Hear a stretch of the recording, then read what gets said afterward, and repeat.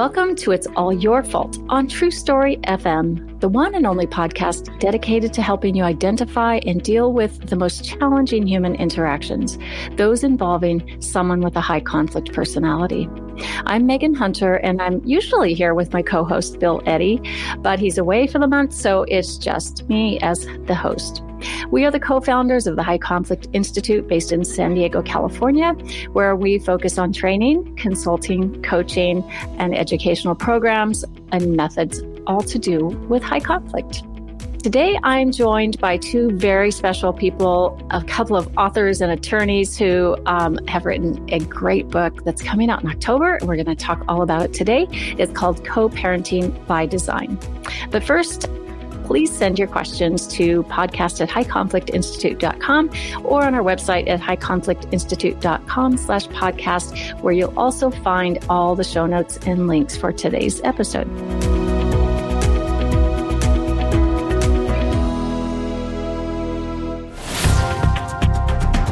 So welcome to Annette Burns and Nicole Siqueiros-Stoutner. I hope I got your name right, Nicole. You got it perfectly. Yes.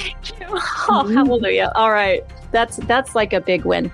Really happy to have both of you as co-authors of this brand new book that's coming out in October, Co-Parenting by Design, the definitive guide for divorced or separated parents. So Annette, I've known you for a long time, and I'd like to introduce you to our listeners, even though this is your second time being on our podcast. So Annette Burns is a family law attorney, certified family law specialist, and a parenting coordinator. And we are going to talk about what that is for those of you that don't know. She practices in Arizona. She's the past president of a really big organization called the Association of Family and Conciliation Courts, not just a state chapter, but she was president of the whole gig. There's over 5,000 professionals, family law professionals in that organization. She's been a fellow of the American Academy of Matrimonial Lawyers and lots of other things. Right? Annette would be embarrassed if I named them all off, but she's top of the game. And she's also the co-author of BIF for Co-Parent Communication with Bill Eddy and Kevin Chafin. And that's really been our top-selling book of our entire catalog. Annette's here in Arizona, as is Nicole, who is also a family law attorney and a mediator and a court-appointed parenting coordinator. She's really has a dynamic background, very diverse, having worked with Child Protective Services, which, as you all know, is sometimes a part of family law cases. Worked with a domestic violence shelter, also quite important in these cases, and did all that before transitioning into legal practice. She managed a nonprofit organization's legal department and later became a partner in a law firm in Phoenix.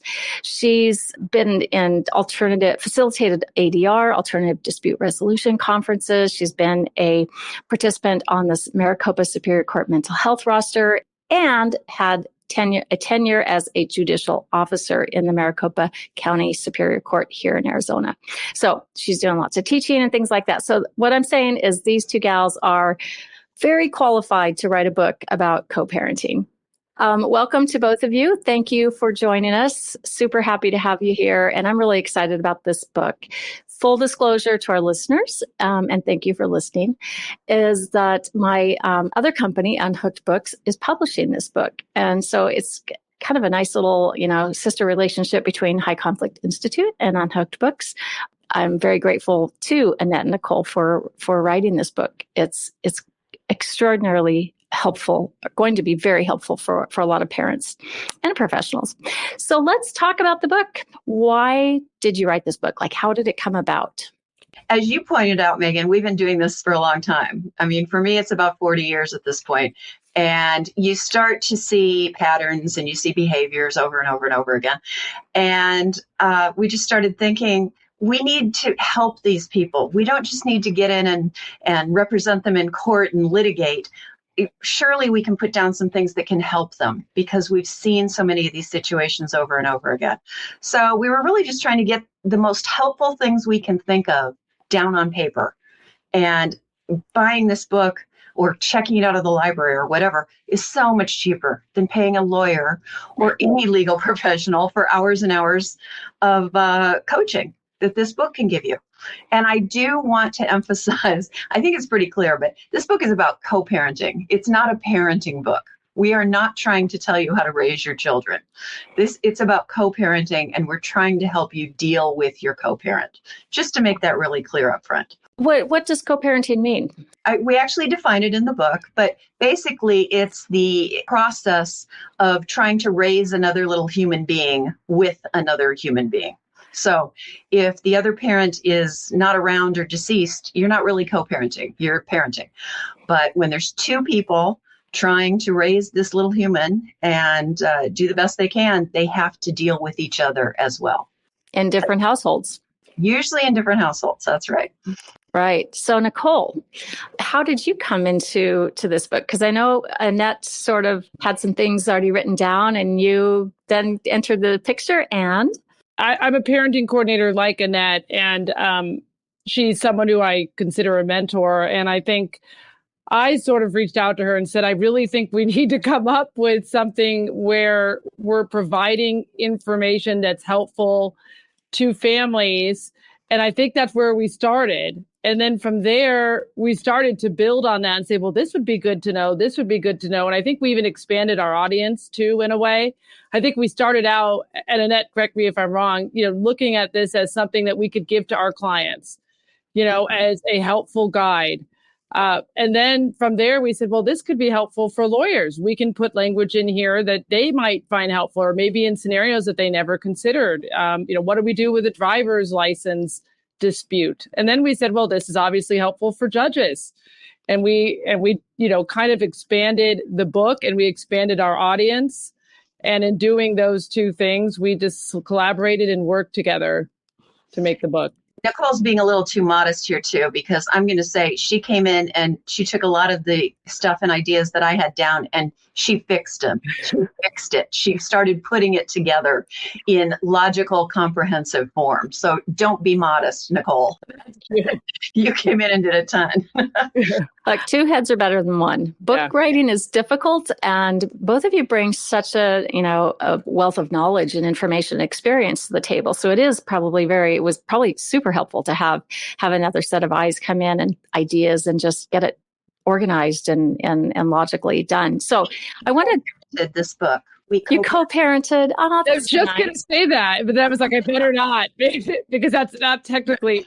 And I was going to say, it's funny because we both have very different perspectives. We're both at different points in our lives. Yes. And I think that's really helpful, so I have a younger daughter. She's 10. And so, some of the things in this book are things that I have thought of in parenting her. Okay, well, what if there was a dispute at school because of, testing? How would I deal with that? Because that's something I see right now as a parent. And then I think, Annette, you have adult children, you've raised two children, then you have grandchildren. So you were able to kind of bring some of that perspective in too. And I think that's neat because we really have different kind of point of views that make it better. Actively changing diapers these days a lot. So, yeah. Which hasn't changed from then to now, right? But the interesting bit too is, there are a lot of issues that arise now in Nicole, your daughter's era that didn't arise in Annette's or my children's eras. Things with technology and social media and just so many things that we didn't have to deal with or address. Thank goodness. But okay, so let's circle back just for a second to parenting coordinators. Now, they're in the U.S., it's a fairly widely known term, especially amongst professionals, but not everyone. Outside of the U.S., there's spots here and there, different places we go around the globe. We get asked about it a lot because they know we're from the U.S. and it's much more well-known and established here. So for those who don't know what a parenting coordinator is, what is it? Well, a parenting coordinator is a court-appointed professional. Many times they're lawyers, sometimes they're mental health professionals. My favorite word for it, and I don't know if you've ever heard this, Annette, is referee. I like that term because I think a lot of people can relate to it. And I think it's a little bit more than that, but I think it's a relatable word that helps people understand it. Parenting coordinators are lawyers. They can also be mental health professionals.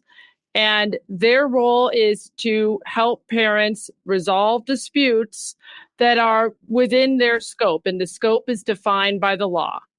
Essentially, what they do is there's a level of mediation, trying to help the parties resolve the dispute. There's a level of education, trying to help the parties understand what may help them going forward and understand more about the dispute and the children.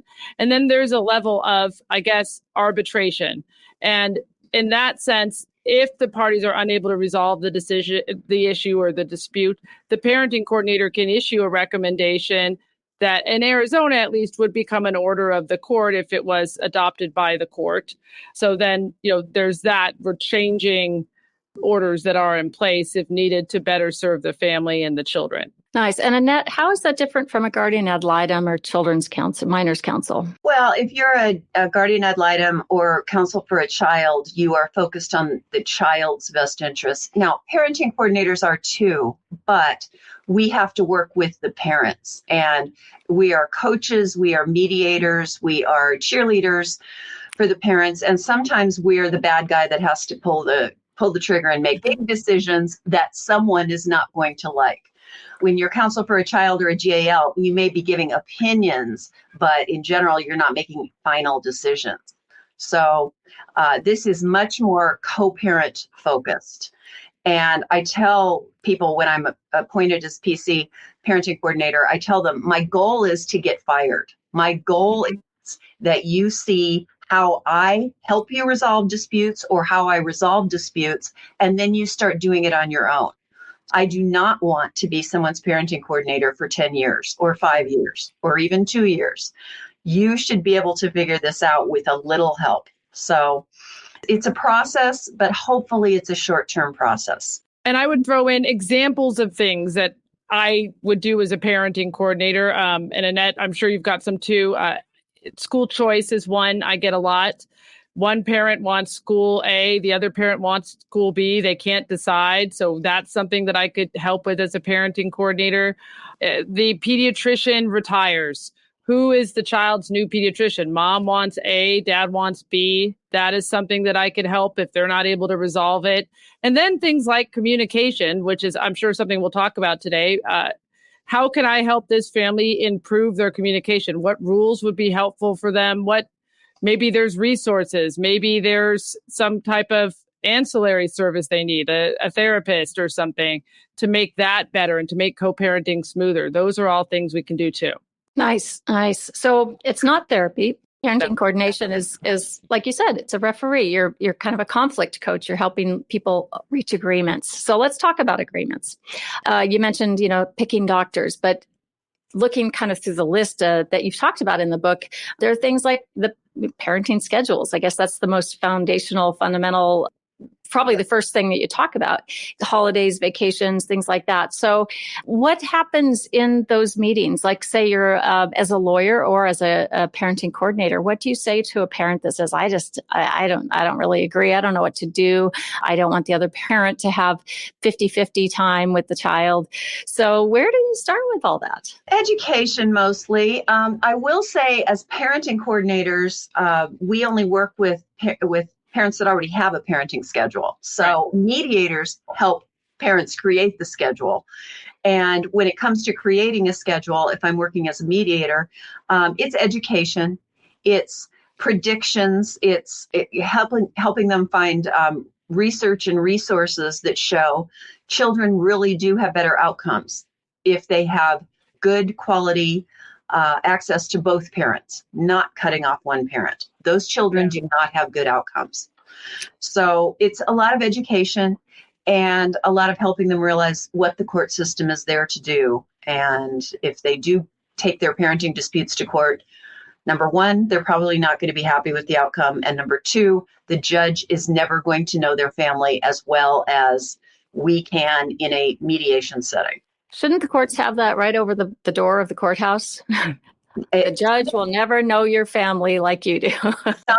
Some judges do. And a lot of judges will make that speech to the parties and just say, I'm going to see you for at most 2 hours, 3 hours, even 6 hours. That's nothing. That's nothing in the scheme of your family. Why can you not work this out? So that's what we try to do. Nice, nice. So parenting schedules. So people are coming and circumstances change, and what was in the original parenting plan may no longer apply, or because children change and they grow, and there's new schedules of maybe sports activities or holidays out of the country or something. So I would assume that that's a large portion of the change requests you get, maybe for parenting coordination. Huge. One thing that always happens, no matter what you're expecting, is those darn kids grow up. They get older. They go from their little car seats to starting kindergarten. And sometimes the parents can't agree where they go to kindergarten. And then miraculously, they go from kindergarten to wanting cell phones. And the parents can't agree on whether they get a cell phone. And they have friends and they have extracurricular activities. And dad wants little Julie to go to dance, and mom wants her in jujitsu. These kids just keep getting older and changing, and the parents change too. The parents repartner. Mom gets married and moves 10 miles this way, and dad moves 10 miles that way. And all of a sudden you got a big problem. So it's change. I happen to think change is wonderful, but it's very hard to deal with sometimes. But it's putting in place tools and rules and things that will help them better navigate the change, because children will change. That's a given. We all know that. And there is no plan that we can write for a 2-year-old that's going to be effective and correct for a 17-year-old. Exactly. So what we're trying to do is say, okay, when these changes come, how do you approach them? What's the best way to approach them for your children? And it's not go back to court. Right. Right. It's not. It's expensive, and it takes so much time, and it's so stressful. Right. So I'm thinking about all the different changes of life, and I was talking to someone recently about she's breastfeeding her child, mm-hmm. and the other parent is demanding like a 9-day holiday away with the child. Right. So those are tough situations that come up, and parents, I guess, have to, try to have some understanding that, what, and really focus on the child, right? And what right. is the child going to do who can't do something that it's been doing since birth, right? And then I think too about, we hear a lot about parents who are, one parent has the stronger rules in their household, and the other household, they're, giving unlimited screen time and those types of things. And, what are your thoughts about, do you just tell parents, look, you can't control what's in the other parent's household, or what do you say? I think that's true. I think you can't. At the same time, I do think children do better, or it's better for children to have some level of consistency, but I don't know that that's always possible. And I would love to see that be possible, but I can't guarantee that would happen. And I don't think that's required, if that makes sense. In a perfect world, the parents are coordinating bedtimes and nutrition and things like that. But in a perfect world, they also don't need parenting coordinators. They need lawyers. So the cases we see are not those perfect world things. And we a lot of it is education again. It's parenting time is defined by the court because that is that parent's time. And day-to-day decisions, over-the-counter medication, meals, clothing, what they wear that day, that belongs to the parent who has parenting time. And both parents need to learn to respect that. And it can be very, very hard because often when these parents were together, one parent did control all of that. He or she was the gatekeeper, and the other parent was fine with it. Yeah, I don't care what she wears to school. Yeah, you take her to the doctor. I never do. But when the parents separate, everything changes. And the parent who was the gatekeeper needs to get used to, I don't have control over everything. And the parent who didn't do those things needs to step up and take responsibility. It's hard on both ends. And they may not know how to do it either. I can say in my relationship, I definitely would pick my daughter's school. I'm the person that will do that. And, if we were not to be together, I think that'd be very hard. How do I select schools? I'm not even sure if my husband is aware of that. He trusts it. I'm not, so I think there's that level of education and the level of understanding that now things will change. That's a big piece of it. It's kind of, And having that decision point in your mind, okay, I'm deciding that I'm going to commit to things are different now, and I have to do things differently, and accepting that. Right. I think accepting that is just a really big piece of this. And even if you didn't want to be separated or divorced from this other person, it is different and it is reality. And we just all have to be grown-ups here, and we have to do what's best for the kids' development, and so they can grow up and have healthy relationships and be healthy, productive adults. Right. There's an important piece here I want to mention, though, because a lot of people we deal with will simply say the other parent is not competent or is not fit, and they're not making good decisions. And what do I do about that? And the answer is that falls within the purview of the court. There's not a lot that parenting coordinators or anyone outside of the court system can do. If there are truly parents who are not competent or not fit to raise children, that has to come from the court of finding that, yes, this child is going to live more with one parent than the other because the other parent cannot handle it. But once you get through the court system and have these orders that says little Johnny is going to spend every other week or every third week with one parent, that court has found that parent is fit to do it for that period of time. And that's the hard part to get used to. Even the level of fitness, every day I cook, this isn't true, but every day I cook for my daughter, a vegan meal, because I believe that's best for her. And maybe if I wasn't with my husband and at his house, she's getting McDonald's. It's okay. He is not unfit for providing McDonald's. Where I'm providing vegan, and understanding that there's going to be kind of those things that happen. And that doesn't mean one parent is not a good parent. Right. McDonald's is legal in in all 50 states, I believe. And the rest of the world, I think, not positive. Don't quote me, but so let's talk about, that leads me to think of parallel parenting. Let's talk about that. What is parallel parenting? I think some parents are aware of it, but not everyone.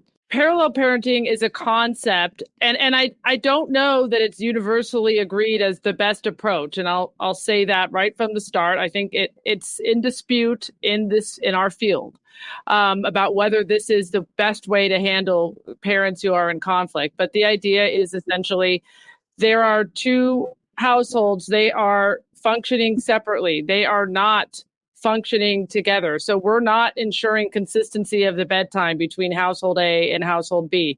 What household A does is what household A does.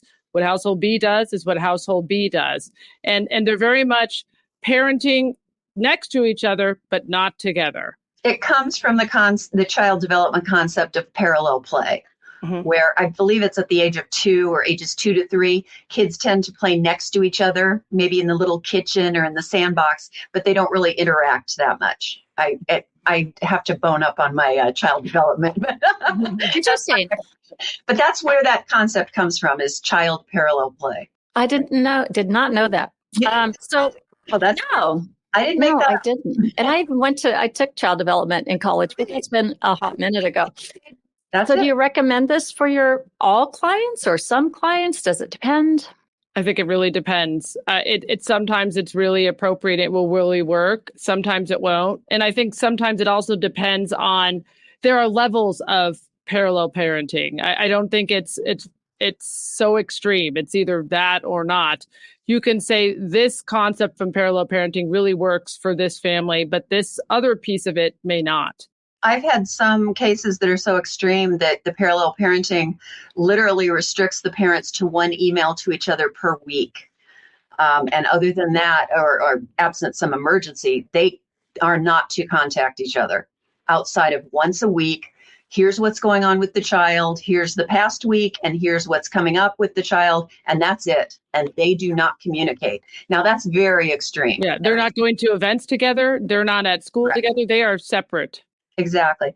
There are levels of it, but what I also like to work with some people, if they're only a year or two out from the separation and the divorce, they're still in a really bad place.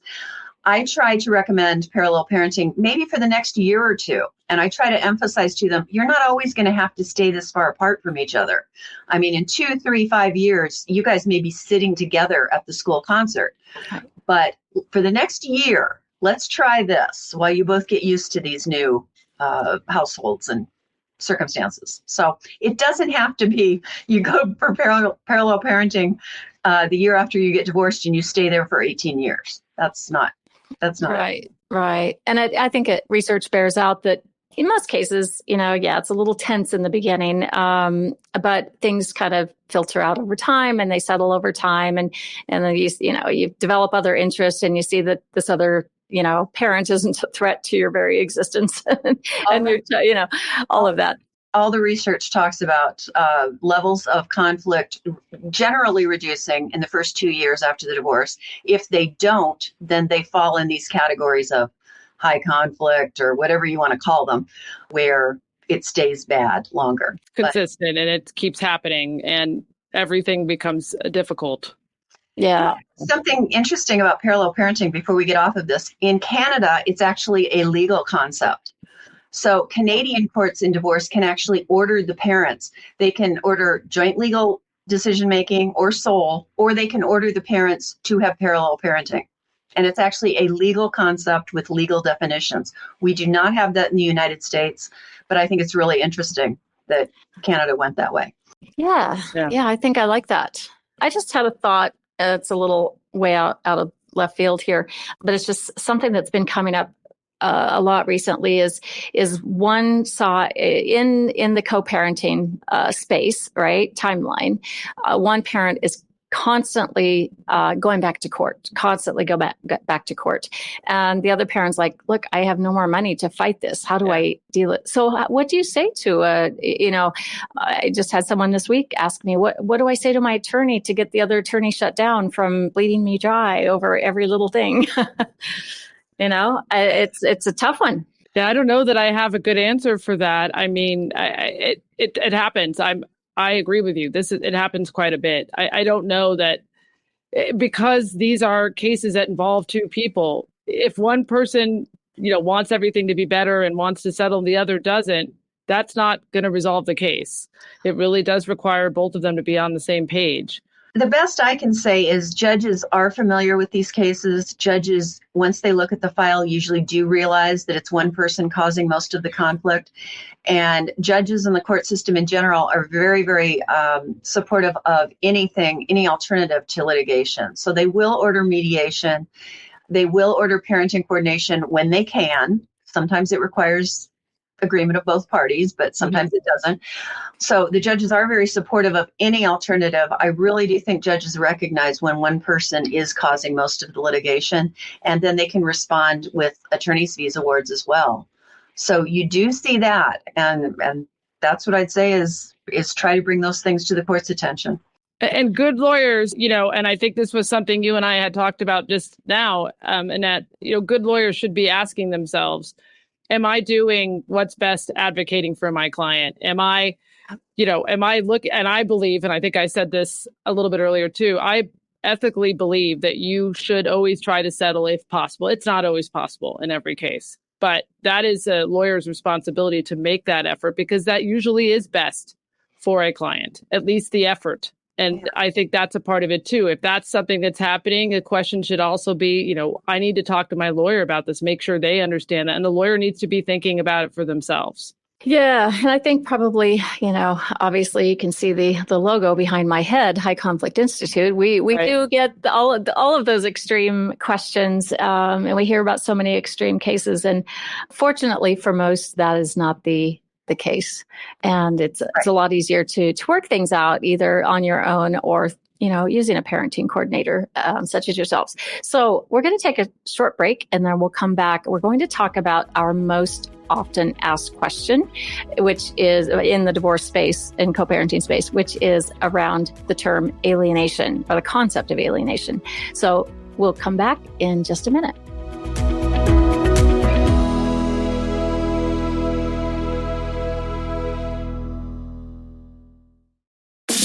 Hey mediators, if you ever seem to get stuck in some mediations despite using your best skills, the same skills that work in most of your other mediations, it might be because one or more parties may have a high conflict personality. If so, there is hope for helping them.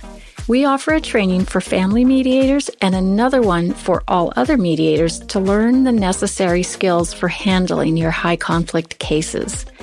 Bill Eddy's settlement rates increased from around 75% in high conflict cases to above 90% using the new Ways for Mediation model he created. These trainings are a combination of on-demand, which you can watch 24/7, and Zoom training directly with Bill. You'll find the link for this in the show notes below. Sign up at highconflictinstitute.com/upcoming-courses. Email us at info@highconflictinstitute.com or just send us a message through our socials.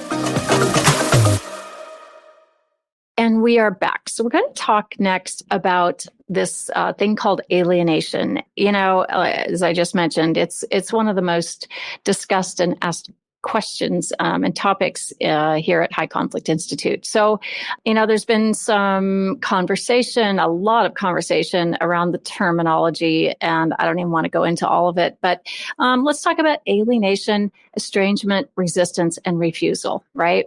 This is sort of, these are the terms that are talked about now, and I think people maybe are a bit confused about them, and so I guess I'll ask you all. Let's start with you, Annette. What are the differences? What terminology is right? Is some of it not right? People should be confused about them because the entire legal community is confused about them, and the terminology actually changes every few years. So everyone seems to have heard of alienation. Alienation is also the most alienating of the terms and the most extreme, as far as I'm concerned. Yeah. The one important thing to remember is any type of resistance on a child's part to see or be with one parent is always on a continuum. There could be resistance where the child just simply doesn't want to go for a couple of weekends in a row, or half a school year, or one summer. That's on one end of the continuum. Then it could go to the other end, which is the most extreme, where the child not only will have nothing to do with the other parent, but is vituperative and spits derogatory comments, and not only rejects the parent, but rejects every person on the parent's side of the family, and even the parent's pets and the household. So that is extreme. And then between those two, there's a whole continuum of, she likes being with mom more. She doesn't reject dad, but when she goes to dad's, she tends to stay in her room the whole time or is on her phone the whole time. That's part of the continuum. So the important thing to remember is every time a child says, I hate you to a parent, that is not alienation. Part of that, it can be due to child development, natural affiliation with one parent or the other. There's a whole list, which we go through in the book, by the way, a whole list of different factors to look at. So alienation, I am not a fan of that word. It's the most extreme and the most popular online from the Google printouts that we all receive from our clients. Parent-child contact problems is a popular one right now because it doesn't lay blame on anyone. It just says there's a problem with contact between the parent and child. It doesn't say it's the other parent's fault. It doesn't say it's the non-contact parent's fault. It just says there's a problem. Let's figure out what it is and not try to lay blame on one or the other. I think it's really important to understand that it's not always the other parent's fault if one parent is favored or if one parent is feeling alienated or being resisted by the children. There are other, like you said, there are other reasons. And I think so often people are looking to blame. That other parent tells the kid it's okay, then we're going to be okay. My relationship. That may not be true. And of course, the parent who is being resisted by the child, he or she is often blamed. Oh, he's a rotten person. He committed domestic violence. She's a drug addict. Sometimes it is that severe. Most of the time it's not. But is it not natural for a child, especially a young teenager, to want to hang out more with the parent whose rules are maybe looser? For some children, yes. Other children who are rule followers may want to hang with the parent who has strict household rules and expectations, and the other parent's too loosey-goosey. These are child development and individual child issues that you need to look at. It's such a huge area to be looked at, and it's never like it's her fault, she's alienating the child from him. There's so much more. There's a whole dynamic. So could it start with, let's explore this. I wonder why this is happening, right? Yeah. Like, Yeah. So there's to flexible thinking, right? Is let's explore this a little bit. So if you're a parent listening to this or a professional, think about that first before you just start throwing around, or even, entertaining the thought that this is alienation or estrangement, or, he's turning the kid against me, she's turning the child against me. exploring a child whose brain is not fully developed, who is in the throes of adolescence or early adolescence, who one day they adore one parent and the next day they adore the other, and it depends who's got tickets to Beyonce next month. It's exploring it with a child who's changed. I don't know about you guys, but I vaguely remember being a teenage girl, and it's not easy. So it takes a lot of open-mindedness. And I think there's, like you said, a level of education for even the parents. I have absolutely seen cases where I don't believe that the parent who may be making statements or doing things that may have caused some of this resisting behavior in the child knows they're doing it. I believe that it's not always deliberate. And it's maybe because they don't know any better and they need that education. And that, I think, is a part of it, too, is maybe looking at it again, like maybe this is a question of, do they even know this is happening? Do you think, I'm not divorced, but do you think I ever said anything nasty about my husband to my children when they were growing up? I'm betting I did. Well, I've known you probably, I don't know, 25 years now. I'm guessing you might have. I bet I did, but I wasn't trying to alienate. And in fact, I did not alienate. Right. That's the other interesting thing. You can have two children who are fairly close in age, and one will refuse to see a certain parent and the other one goes just fine. And then the question becomes, well, what's that about? It's not the environment, because the kids are in the same environment. It's about the individuals. The kids and how they deal with maybe the conflict they're seeing. Maybe they feel they must align, where others are like, that's their problem, not mine. Exactly. So, all in all, right? If you think this is happening, if you're feeling some jealousy, or if you're feeling some like, this must be something happening in the other parent's house to turn this child, who doesn't want to spend, or talk to me about certain things, you just kind of have to think about, like, I got to give, let me think about the history of this other parent. Has this other parent done this before, right? And maybe think about a 10% margin, right, of grace, like just 10%. If it's really there, then do something about it as far as trying to understand it, right? And talk to people who also understand it and aren't going to, now here I am, I'm supposed to be the interviewer and I'm just going off on a tangent. I think you're right. I mean, I think it's also remembering that there are several factors. The book talks about a bunch of them, different factors that could lead to this. And it's looking at those. And if you need help understanding what's happening, then seeking a mental health professional to help you. Well, and also, I think it's important to explore what would be a success in trying to work with some of these cases. If the court has ordered equal parenting time and this child is to go back and forth between households every week, some children can't do that. They just can't do it.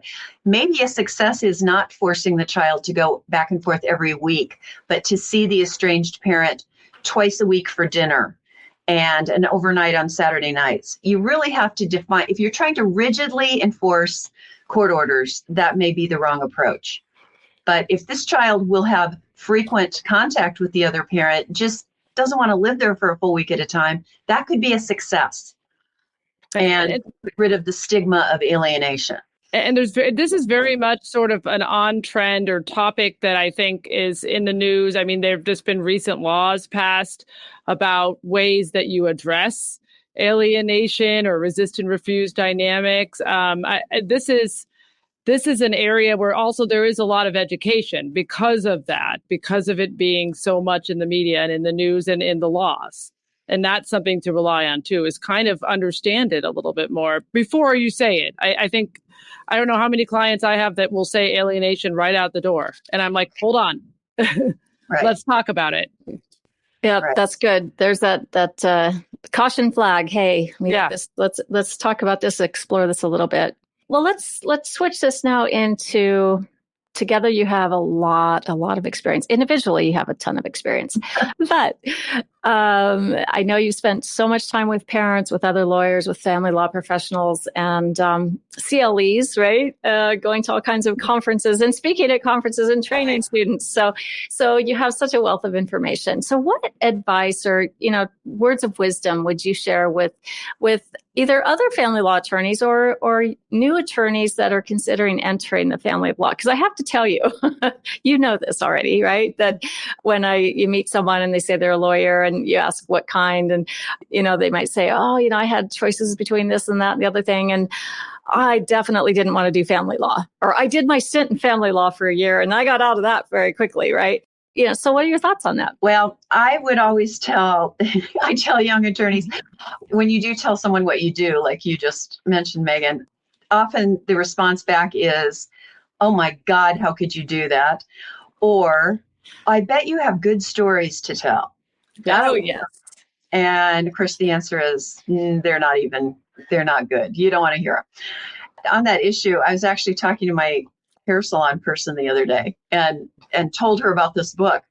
She's just a member of the community. And she's like, oh, well, you have to hear about my neighbor. And she immediately tells me a story, which we hear every day of the week, about how the parents don't agree on the child's extracurriculars. And so on mom's time, the child goes to football, and on dad's, he doesn't. And it ends up a mess. So everyday people know about all our stories. They just don't know them to the extent we do. And they have no idea how to deal with them.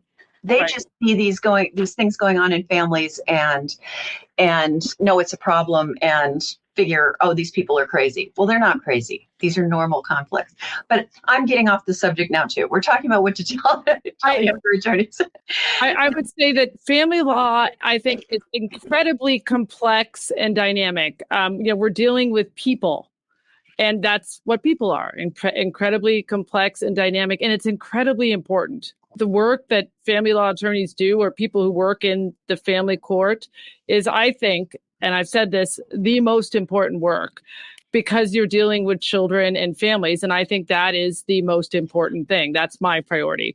So I think one thing that I would tell people is understanding that because of that complexity and the dynamic, you can never stop learning, and you can never stop getting help and having your colleagues around you and mentors in your life. And I think that's really important to help you be a good family law attorney. I have not been doing this as long as Annette, but I will say that for the years that I've been doing it, almost 20 years, there's not a day that goes by that I don't reach out for help if I need it, and that I don't, look in my rule book or reread a case or go to a CLE. That's a good part of being a lawyer, is being a good family law attorney, is recognizing you don't know it all, and recognizing that there are these resources available to help you in doing that.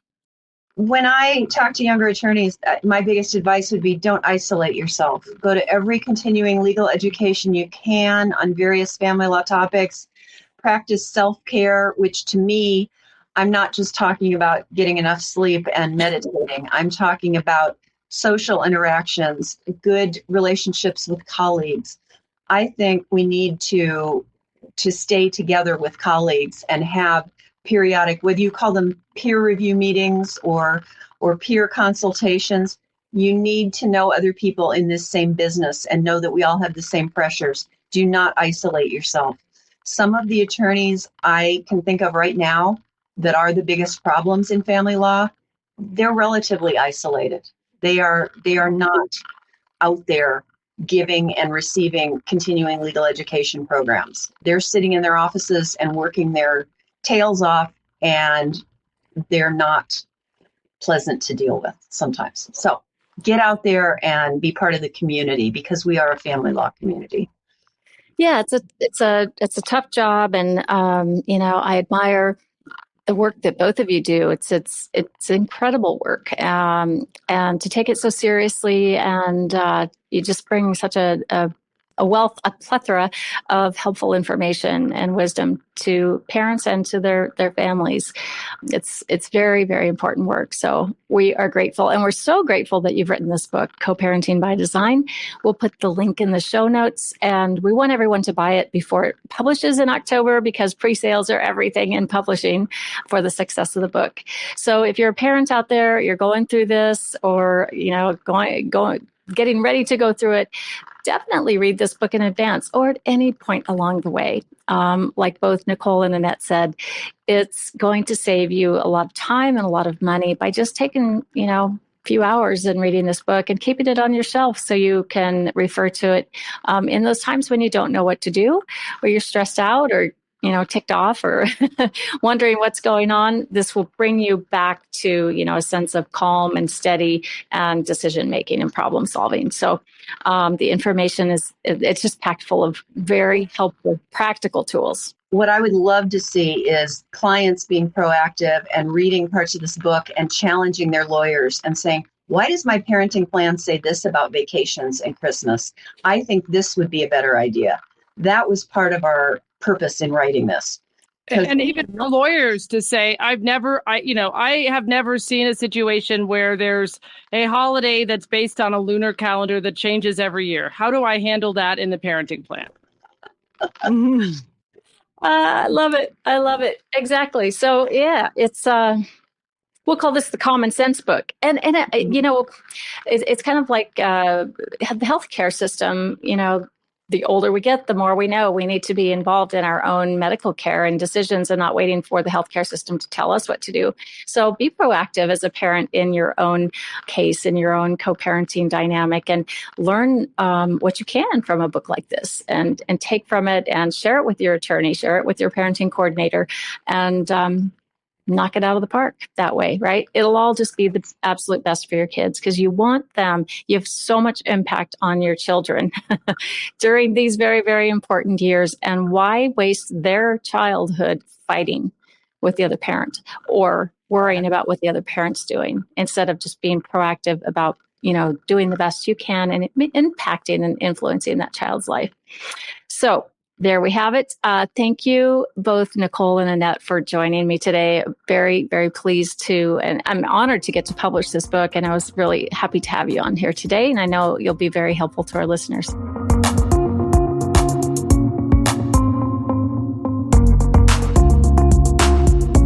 Next week, I'm going to be talking about conflict influencer class that's coming up starting in September. So it's actually kind of interesting about influencing conflict and what that really means, and is it possible?